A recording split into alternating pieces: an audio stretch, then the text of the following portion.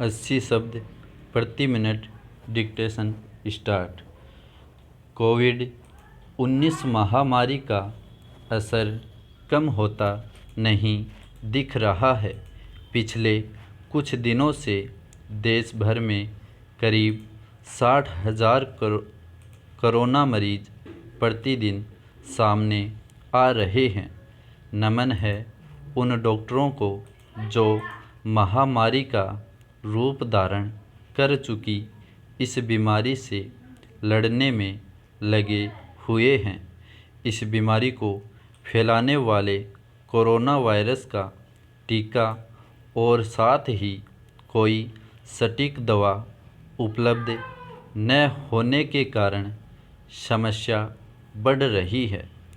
चूँकि इस महामारी के खिलाफ लोगों की रोग प्रतिरोधक अक्षमता ही कारगर साबित हो रही है, इसलिए उसे बढ़ाने वाले उपायों पर जोर दिया जाना चाहिए।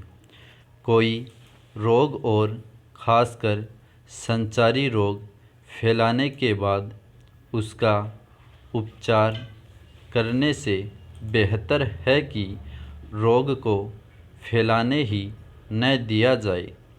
यह तब संभव होगा जब जनता की रोग प्रतिरोधक क्षमता में सुधार किया जाए। इसके लिए स्वास्थ्य पर होने वाले खर्च की विषमता पर ध्यान दिया जाना आवश्यक है। केंद्रीय स्वास्थ्य मंत्रालय द्वारा जारी एक आंकड़े के अनुसार वर्ष 2015-16 में सरकारी कर्मियों के उपचार पर 9,134 करोड़ रुपए खर्च किए गए, जिससे 31 लाख कर्मी लाभान्वित हुए। उनके परिवार को भी गिन लें तो 1.5 करोड़ लोग लाभान्वित हुए। इन पर 61,007 रुपये प्रति व्यक्ति सरकार ने खर्च किए। इसकी तुलना में आम जनता पर सरकार द्वारा 38,794 रुपये खर्च किए गए। इस हिसाब से प्रति व्यक्ति केवल 296 रुपये का खर्च किया गया। सरकार द्वारा किए गए स्वास्थ्य खर्च में आम आदमी की तुलना में सरकारी कर्मियों पर अधिक खर्च किया जा रहा है। विचारणीय प्रश्न यह है कि सेवक पर अधिक और सेवित पर न्यून खर्च क्यों? वर्ष 2020-21 के बजट में एलोपैथी के लिए केंद्र सरकार द्वारा 63,000 करोड़ रुपए आवंटित किए गए, जबकि आयुर्वेद, यूनानी, होम्योपैथी आदि आयुष पद्धतियों के लिए केवल 2,100 करोड़ रुपए दिए गए। ये पद्धतियाँ उपचार कम और संपूर्ण स्वास्थ्य पर अधिक ध्यान देती है, जबकि एलोपैथी उपचार पर केंद्रित रहती है।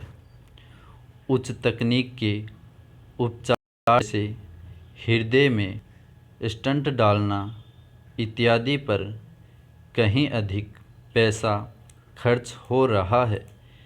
National institute of public finance and policy के एम गोविंद राव द्वारा प्रकाशित एक पत्र के अनुसार उच्च तकनीक वाले उपचार पर सरकार का 28% खर्च होता है, जबकि सरकार द्वारा ही प्रकाशित राष्ट्रीय स्वास्थ्य नीति के अनुसार यह मात्र 10% होना था। इन दोनों विसंगतियों यानी एलोपैथी और उच्च तकनीक वाले उपचार में अधिक खर्च किए जाने के पीछे ऐसा लगता है कि बहुराष्ट्रीय कंपनियों के स्वार्थ इन खर्चों से पोषित होते हैं। एक धारणा है कि बहुराष्ट्रीय कंपनियों के हितों को साधने के लिए एलोपैथी में और उसमें भी उच्च तकनीक वाले उपचार पर ज़्यादा पैसे खर्च किए जा रहे हैं। जो भी हो, यह एक समस्या तो है ही कि बजट का एक बड़ा हिस्सा सरकारी कर्मियों के वेतन में खप जाता है। गोविंद राव के अनुसार मध्य प्रदेश और ओडिशा में बजट का 83% कर्मियों के वेतन में व्यय हो जाता है, जबकि स्वास्थ्य कर्मियों के पास दवा नहीं रहती और स्वास्थ्य व्यवस्था निष्प्रभावी नज़र आती है। इन समस्याओं के निवारण के लिए सरकार को 3 कार्य करने चाहिए। नीति आयोग के सलाहकार राकेश सरवाल के अनुसार केंद्र सरकार के कर्मियों के लिए चलाई जा रही सेंट्रल गवर्नमेंट हेल्थ सर्विस को सर्वव्यापी स्वास्थ्य सेवा में परिवर्तित कर देना चाहिए, ताकि आम जनता को केंद्र सरकार के कर्मियों जैसी स्वास्थ्य सेवा उपलब्ध हो। दूसरा काम यह किया जाना चाहिए कि एलोपैथी एवं उच्च तकनीक वाले उपचार के आवंटन में कटौती करके सामान्य उपचार पर खर्च बढ़ाना चाहिए। तीसरा कार्य यह होना चाहिए कि सरकारी कर्मियों के वेतन और दवा के खर्च में एक अनुपात निर्धारित कर देना चाहिए। कोविड-19 के साथ साथ अन्य रोगों का सामना करने में पहला विषय टीकाकरण का है। समस्या यह है कि कोरोना वायरस अपना रूप शीघ्र बदल रहा है। यदि इसे रोकने के लिए हमने टीका बना भी लिया तो कल वह उपयोगी होगा, इसकी गारंटी नहीं है। एक समस्या यह भी है कि हमारी स्वास्थ्य व्यवस्था टीकाकरण में लचर है। गोविंद राव के अनुसार दक्षिण अमेरिका में चेचक के टीके से केवल 7% बच्चे वंचित रहते हैं, जबकि भारत में करीब 30% वंचित रह जाते हैं। इसलिए टीकाकरण से हम कोविड जैसे संक्रामक रोगों को रोक सकेंगे, इस पर संदेह है। रोग प्रतिरोधक अक्षमता का संबंध लोगों की जीवन शैली से है।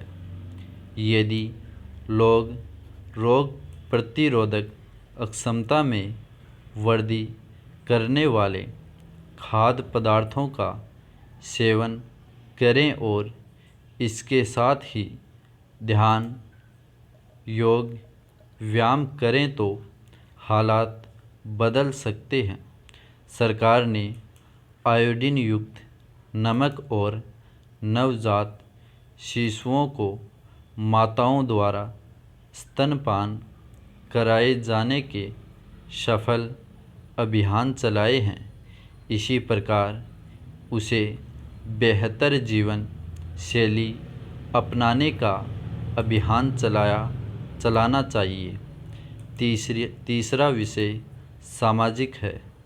उत्तर प्रदेश सरकार की वेबसाइट पर वेद वाचस्पति त्रिपाठी के हवाले से बताया गया है कि नदी में तमाम श्रद्धालुओं के स्नान करने से उनके शरीर में विद्यमान विभिन्न रोगों के बैक्टीरिया एवं वायरस नदी के पानी में सूक्ष्म मात्रा में फैल जाते हैं। दूसरे, स्वस्थ व्यक्ति जब उसी पानी में स्नान करते हैं तो ये बैक्टीरिया और वायरस उनके शरीर में प्रवेश करते हैं और रोगों के प्रति उनकी प्रतिरोधक क्षमता को बढ़ाते हैं। क्योंकि कोरोना वायरस के सामुदायिक फैलाव की आशंका बढ़ रही है, इसलिए प्रतिरोधक क्षमता बढ़ाने के उपायों पर ध्यान दिया ही जाना चाहिए। आयुष मंत्रालय की सहमति से सरकार उन उपायों की व्यवस्था कर सकती है जो रोग प्रतिरोधक क्षमता मजबूत करने में सहायक हो। जैसा कि ऊपर बताया गया है कि 2015-16 में केंद्र सरकार द्वारा आम जनता पर 38,794 करोड़ रुपए खर्च किए गए। टीकाकरण, जांच इत्यादि में मात्र 12,000 करोड़ रुपए खर्च किए गए।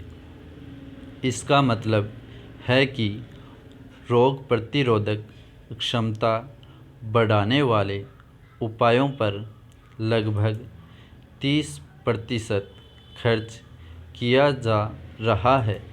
इसे बढ़ाकर 50% करना चाहिए।